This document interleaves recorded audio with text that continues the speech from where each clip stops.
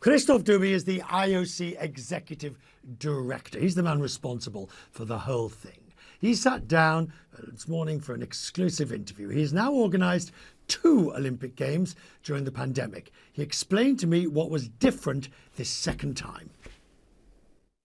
It's probably less difficult than the first time we did it, which was Tokyo. So in retrospect, we gained a lot of experience and expertise in Tokyo. Nevertheless, we are in a different environment here indeed, where you have the authorities which have a policy of zero COVID. And then you are bringing a number of participants from around the globe in which obviously COVID is very prevalent. So we had to design a system that is very sophisticated. It's called the closed loop.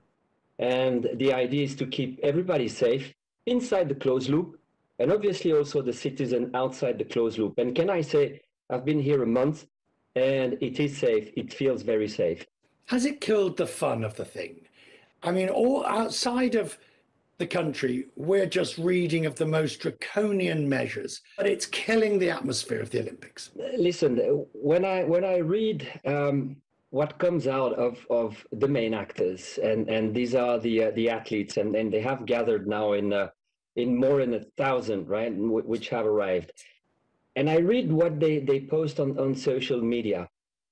That gives me the real confidence that what we've seen in Tokyo, that despite the fact that we couldn't have spectators, despite the fact that, yes, we had a number of measures that were taken, the athletes themselves are reporting that they have never seen venues of this quality, that they feel incredibly welcome and they feel safe.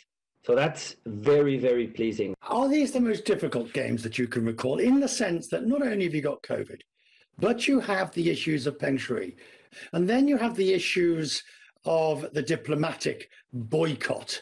These seem to have a harsher tone on external issues. There are a number of diplomatic boycotts, and these are political decisions, and we respect these decisions. We have to respect these decisions. But what was very reassuring from the very beginning is that the situation that really affected the athletes back in 1980 and 1984 would not be repeated here.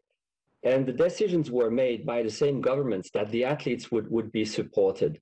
And preserving the dream of those people that do invest from the very young age to come here for this dream, the once in a lifetime, was very reassuring. So yes, certainly there are a number of challenges, but at the very same time, when we can ensure that they will be on the field of play, and this is only 3 days to go, and people will tune in and find the inspiration, this is quite a feat. And on the question of Peng Shuai, the Chinese tennis player, meetings have been held or about to be held with the IOC.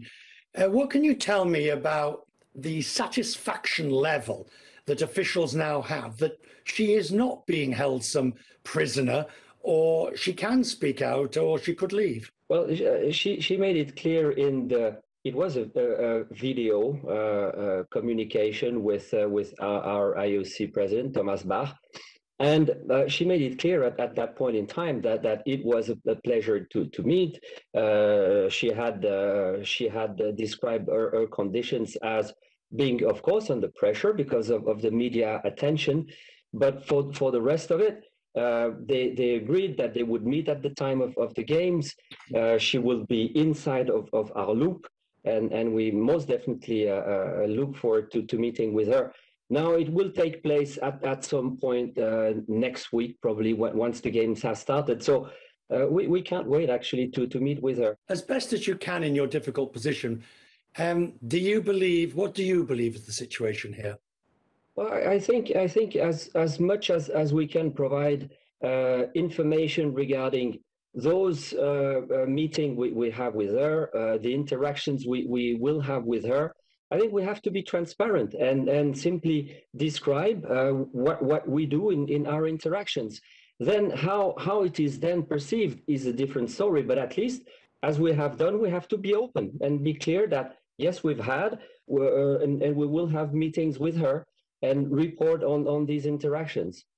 I realise that everything changes in 2 or 3 days when the games start, and these other issues, to some extent, can be if not put to one side, but at least we can focus on the sport. Is this the most difficult that you've faced? First, if you want to get an easier job, this is certainly not the best position to be in, because this comes with challenge. Wherever you go, it comes with challenge. I've got to be very clear. And the postponement of Tokyo, and I responded to this question already, and I said, well, yes, it was the most complicated. Now, as I said, we have learned a lot from Tokyo. Now, there are a number of things here that are different than Tokyo, but no challenge that cannot be overcome. And in 27 days, 25 days, 26 days, when it's over, what are you going to do? What I'm going to do is focus on the next one, because the task it is so fascinating. You're bound to look at the next one, no? And start thinking about what have you learned here? What can you do better? Where can you improve? It's bound to be so. And I must say that what is fascinating is that the games, at any point in time, reflect society at large. Yeah. And, it's a moment in time where we all gather together, right? Humanity together, under the same roof, the Olympic Village, all race, all religion, all cultures. But then society evolves as well. And you will have many developments that will come between now and Paris. So what we have to do is use this as a stepping stone towards the next one.